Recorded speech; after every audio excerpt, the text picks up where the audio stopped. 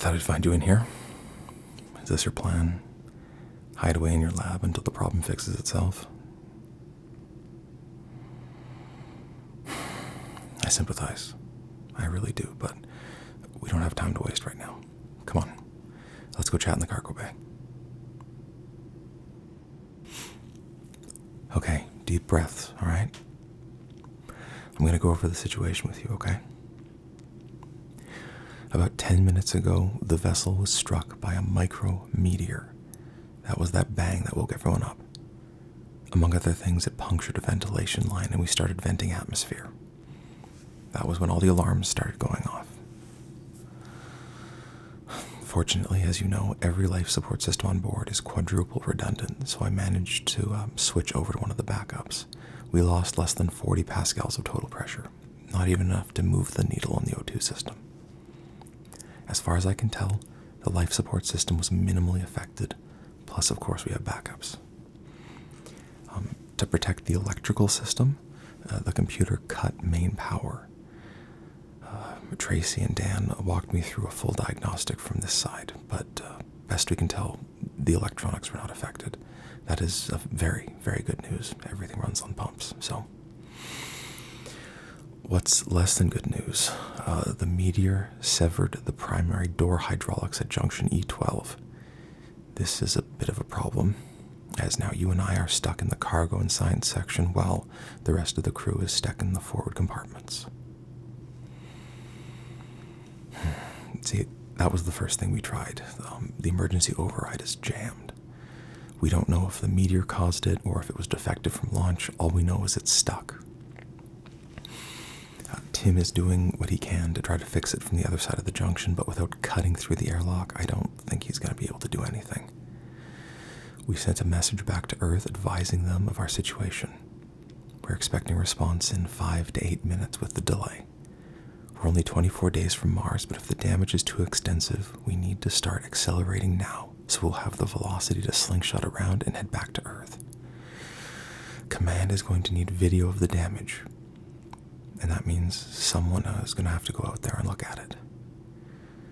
Now, normally as commander, that job would fall on me. But do you remember last week, the incident with the exercise equipment? I have a fractured wrist. I can't EVA until it's healed. And unfortunately, with all the spacesuits, they're in cargo with us, so it's okay. Just breathe, breathe, breathe. Long, deep breaths, okay? Follow me. Breathe in and out. Breathe in and out. Okay? Focus on me. We're still breathing. The primary hull is not compromised. The power systems have all been restored. We are still flying. Just another day at the office, okay?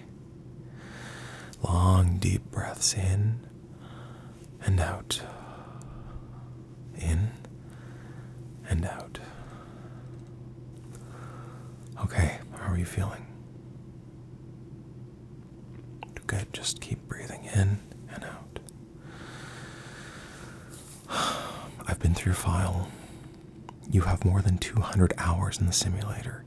You've passed all the health checks. There's nothing physically stopping you from completing an EVA. It's okay. Just hold on, all right? It's okay. Everything's gonna be okay. You can do this. If I didn't have full confidence in your abilities, we wouldn't be having this conversation. I know about the incident last year. And I can't imagine what you went through. Becoming decoupled from a shuttle during an EVA, that's horrific. And believe me, I don't blame you one bit for not wanting to go out there again, but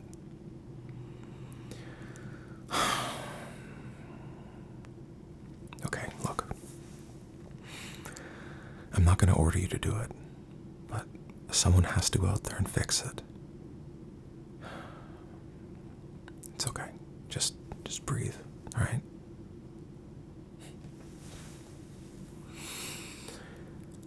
Hey, Tim. we may have to cut the airlock. Do you have the emergency saws up front? Oh, of course not. Okay, I'm going to need you to walk me through tapping off the pneumatic line. And then where the lug begins... Wait, hold on a sec. What was that? You will. Are you sure? If you freeze out there, I mean, like...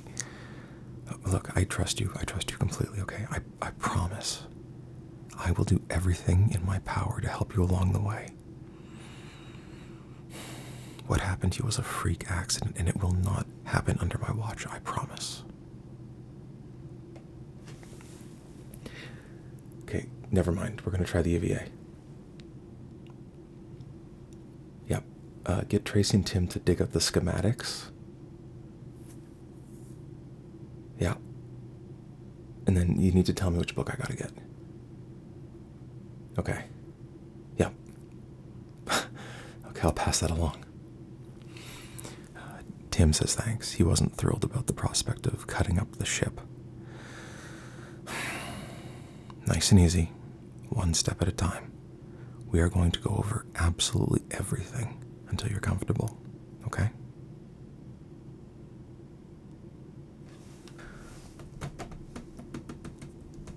Okay, according to the computer, the meteor hit the thin armor on panel 451 starboard side. That's right beside the junction where the airlock is. I guess that makes sense.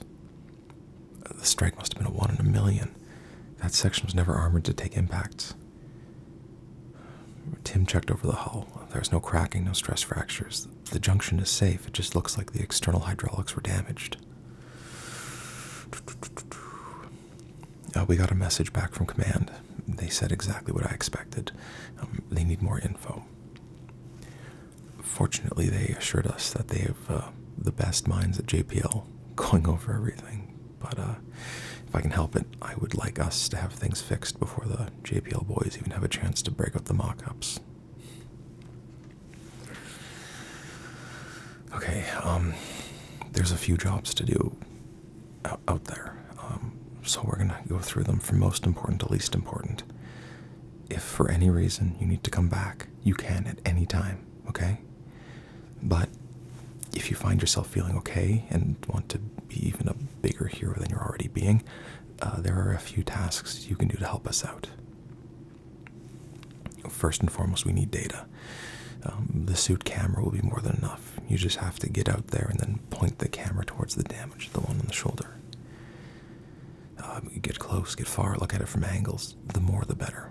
Everything you record goes straight back to command, and from it, they will decide if we scrub the landing or continue as planned. Easy as can be, okay? Okay.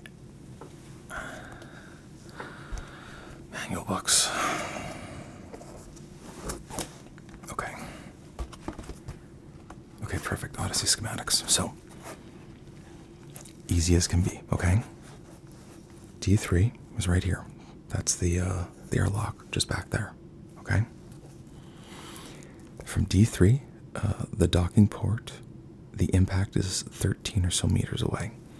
There are tether lugs along the entire thing, so at no point will you have to be disconnected. The safety tether is the entire length. I'm glad, too. It puts my mind at ease as well. Okay, so this is pretty straightforward. From D3, the path is very simple. Out the airlock, and then along the exterior, right here. You're going to be following the starboard tether line the entire time. When you reach the primary airlock junction, right here, you'll need to start going around the fuselage. So, this is the front side. You'll have to go around the back side. So from here, you're going to follow along the front like this, and then around the side, okay? Do it here. So, down this way, and then start following it this way. Yeah, and I made sure that there are lugs on this side as well. So, or the back side of this photo. So you're looking for about 30 degrees off center. So if your line's here, 30 degrees towards the back, okay? When you're clear, there's the main power coupling you'll notice. So you want to get past the main power coupling on the starboard side, okay? Then you need to continue your junction, or your path, sorry, over the junction. So right here.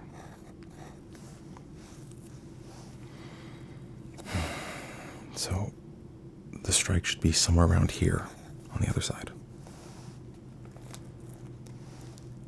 So if you're feeling up to it, you can detour a little bit to the window here and wave at everybody. But never mind. Forget I said anything. That's never mind. Okay. So from here on the opposite side, you'll be able to see the impact. Now, be very careful when you transition over the junction point here.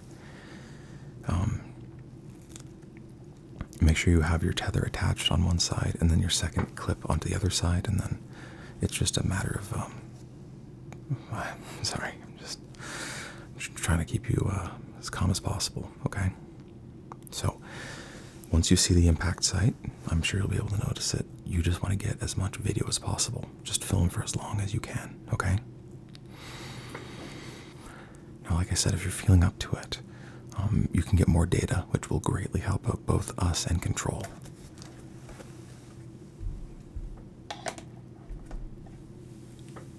Okay.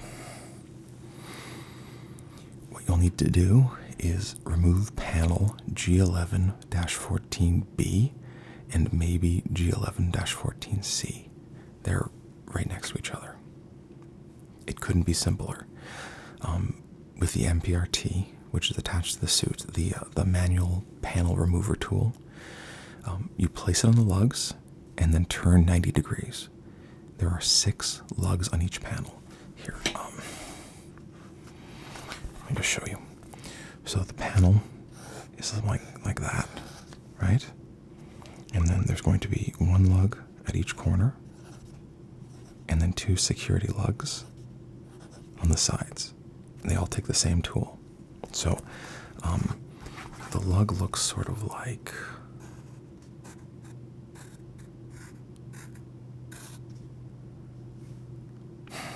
it's a good thing I never became an artist. Let me try that again. There we go. Okay.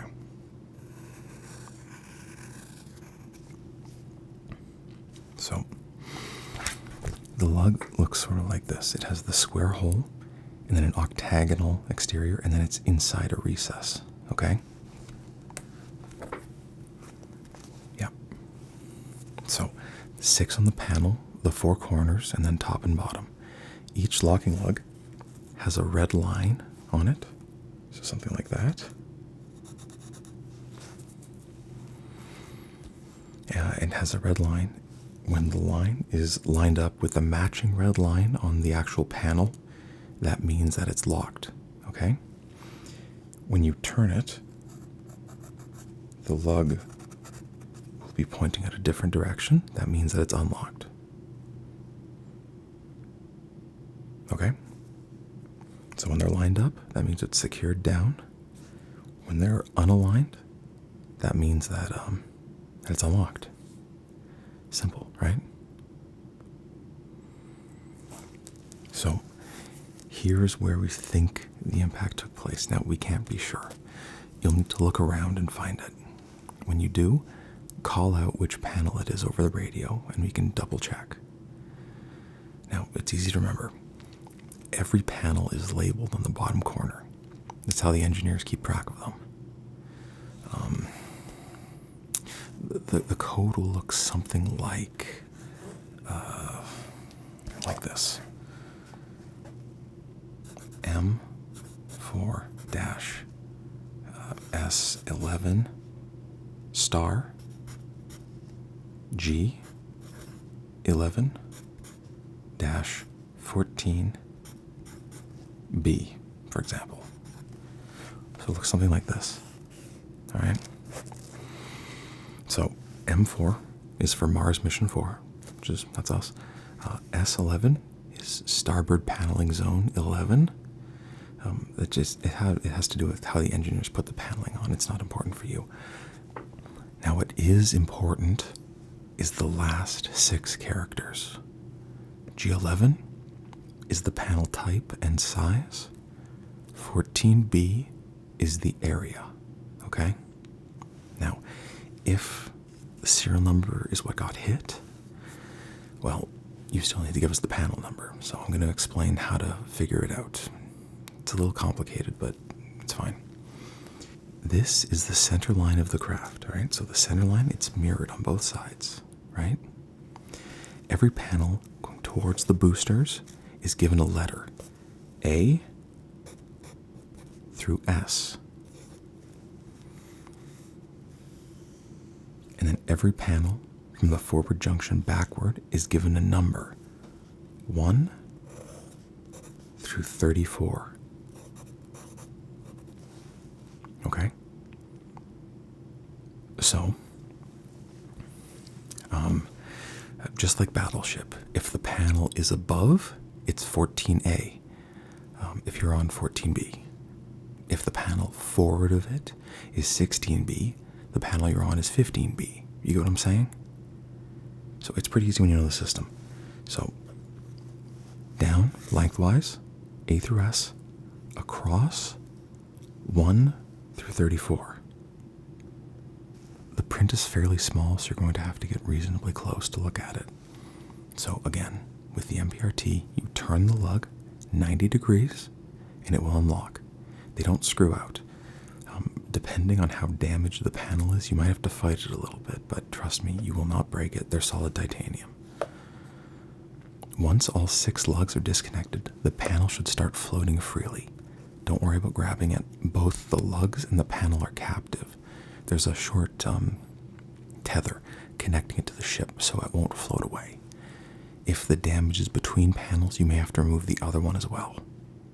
Now, it's very possible the meteor hit one of the locking lugs. If it's jammed, do all the other ones and see if it comes loose. It's quite possible the damage would have broke the lug clean off. If not, make a note of it and come back to the airlock. There's no pictures on files of what it should look like underneath, but I do have the hydraulic schematic. So that's the hydraulic schematic right there. It's yeah, don't worry about it. It looks complicated because it's mechanical engineering. So it's all good, okay? So you're going to be looking for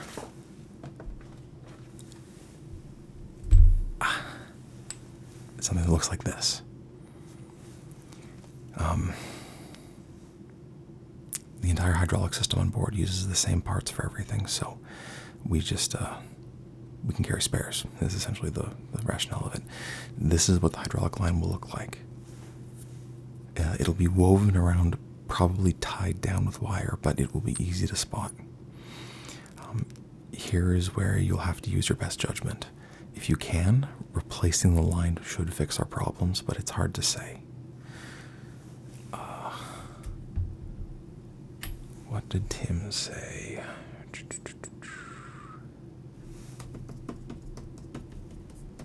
Okay. Here's what Tim said to do. Very straightforward. Under the panel, find the hydraulic lines and then follow them towards the front of the vessel. So that's the nose cone. Near the front, there will be 4 red handles connected to the valves, separated by a few centimeters. One set of pipes will say hydraulic inline, the other will say hydraulic dump. You are going to turn both the dump valves 90 degrees. Now, watch out. Depending on how damaged the lines are, they may spray hydraulic fluid out into space. It's not dangerous to the suit or even to you, but it can be slippery, so you don't want it on your gloves. This, hopefully, will take all the pressure off the airlock and allow us to manually force it open from the inside. Now, make sure, once you've turned the valves, to call out that you've opened both dump valves. And don't worry about these instructions. Tim and I will be talking you through the entire process. I don't have another set of mics.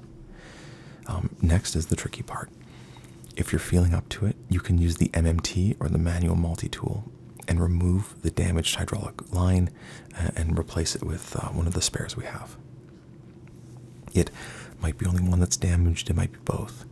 They will go from the valves you just opened down to underneath the panel G1115A. So that's going to be the panel, exactly right, towards the thrusters. They will tie down somewhere near a silver manifold block. So step by step, with the multi-tool, you unscrew the damaged pipe from the valve side first, and then pull the pipe from the pipe brackets. You then need to clip the ties holding it down. There's a set of cutters on the manual multi-tool. Yep. And then you follow it all the way down to the manifold and then remove it from there. Just toss it into space, but make sure to get it away from the solar panels. Then with the new replacement pipe, you work backwards. Attach it to the manifold, tuck it into the pipe holders along the edges, and then screw it into the valve. You don't need to be too tight with it. Hand tight is more than enough. Once one or both pipes are replaced, just let us know and wait a moment while Tim does a quick diagnostic. When Tim gives you the go-ahead, turn the valves back open 90 degrees. This will purge the lines of any debris and should get the airlock working again. After that, it's just a matter of cleaning up. Replace the panels and secure them with lugs if you can. The panels may be warped or the lugs might not reattach. If you can't get the panel to attach, you need to use the manual multi-tool and clip the tether holding it onto the ship and then push it into space. Again, away from the solar panels. It's better to ditch it all together than have it flapping around when we try to land. Okay, now if you're really feeling like an overachiever, you can check the electrical system. I know, Yuri made sure I'd mention it to you. He asked me to ask you, under panel G1114D, so further down, on the solar panel side, so opposite the valves, there's a main electrical junction for the starboard solar array. It's going to look like a large black box. All you have to do is press down the latches on the sides and the top will open like a briefcase. Under it, it looks...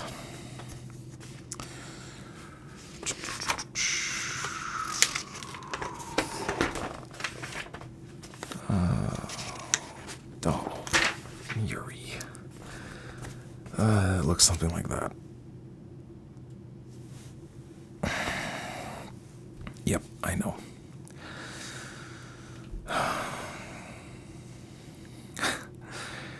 I know, electrics are scary.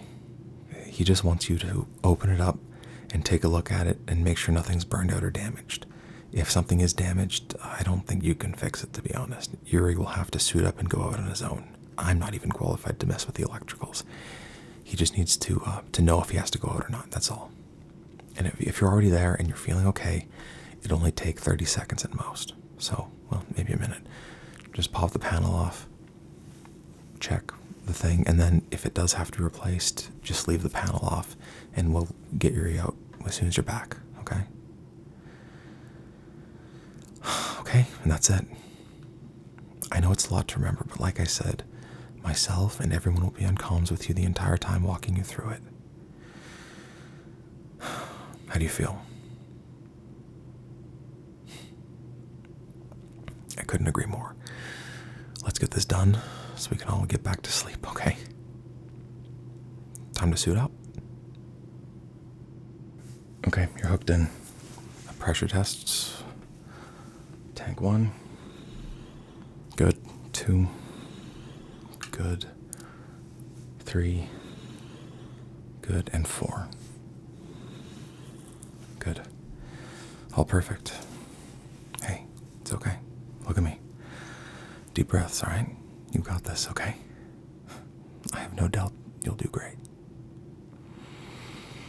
Do you remember the first time we met? It was General Hillier's office. He was briefing me on the test of the new engines when you swung open the door and walked in. You were so excited you didn't even know I was in the room. Hillier was furious, but the more you talked about your research, the more and more he got excited until you both were huddled around the desk, going over flight data and orbital calculations. I sat there for about 10 minutes before I just quietly excused myself. Truth be told, I never expected you to want to get up into space, let alone make the substantial journey to Mars.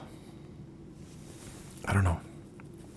You always seem perfectly content, just both feet firmly planted on the ground. I guess that shows what I know. I am definitely glad you ended up coming. I have no doubt in my mind what you find out there will change the way we think about the universe. And mark my words, you will set foot on the red planet. I fought for you to be here on this mission. I'm not about to let you... Never mind. Okay, suit heat. Let me know when you get green lines across the thermal probes. Of course I fought for you to be here. Your research is groundbreaking. It was mayhem leading up to the launch.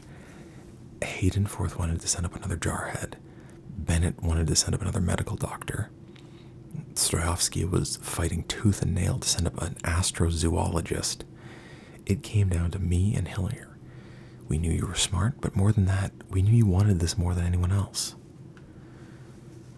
I probably shouldn't tell you this, but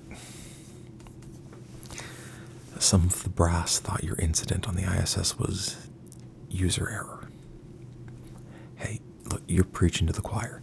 Even with Carlson and Tanaka testifying, it was a faulty ring latch. And before you asked, I have already triple-checked the safety gear. Anyway, some of the brass and higher-ups wanted to shelve you. Said you did better work on the ground and, they could have somebody else work your experiments. But, see, that's what I was saying. It's not the matter of just setting the thing up and letting it go. Gravity is crazy tricky to pin down, and your devices require incredibly fine-tuning. Well, I guess it wasn't just me and Hillier. A lot of the universities put in a good word for you. Especially the ones with a physics department. Oh yeah, MIT, Tokyo, Stanford. After this is done, if you ever thought about teaching, they would be falling over themselves to give you tenure. I can't believe this is a surprise to you. They never sent you any messages? That's right. You spent a few years on the South Pole, didn't you? Not very good internet out there. Okay. One thing I did add on the suit, the auxiliary port 2, I attached a Geiger counter. If whatever hit us is radioactive, you will know. The team on this side of the airlock checked the inside where it hit. It was clean, but in the unfathomably unlikely chance it's a hard beta emitter or something, you'll know first, okay? All green? Okay, all green. Suit thermals are good. Okay. Ready to do a comms check? Okay, nice and slow.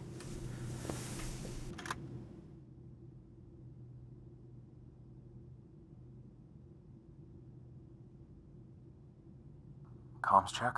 1, 2, 3, 4. Perfect.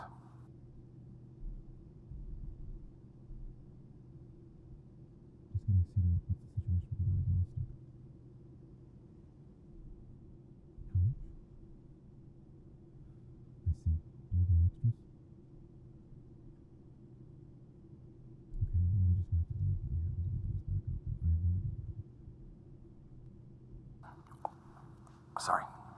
Tim just finished the diagnostic on the hydraulic system. The reservoir is down to less than 20% hydraulic fluid. That means even if we fix the hydraulics, unless we can top off the fluid, the door probably won't work. We need to slightly change the order of operations. You'll need to replace the damaged hoses before you can turn the pump valves. It won't take any longer, we can't afford to lose any fluid from the door rams. Tim says we have extras somewhere in the cargo pod, but who knows where. Anyway, it doesn't matter right now. How are you feeling? It's okay. I want you to know this is still your decision. Say the word and I'll get you out of the suit this instant. You are in full control, okay? No, sorry, hold on a second.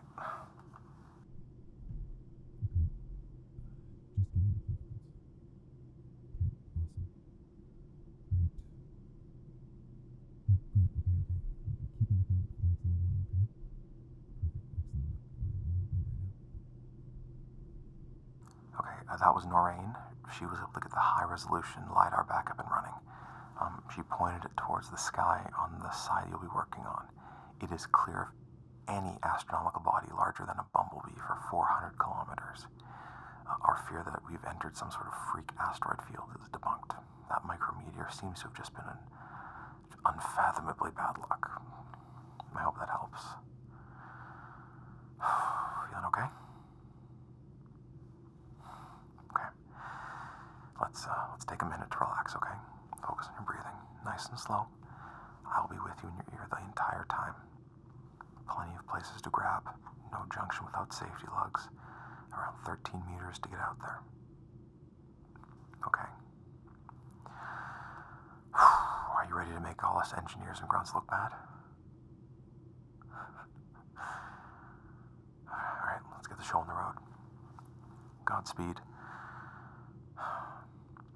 I know you'll make us proud.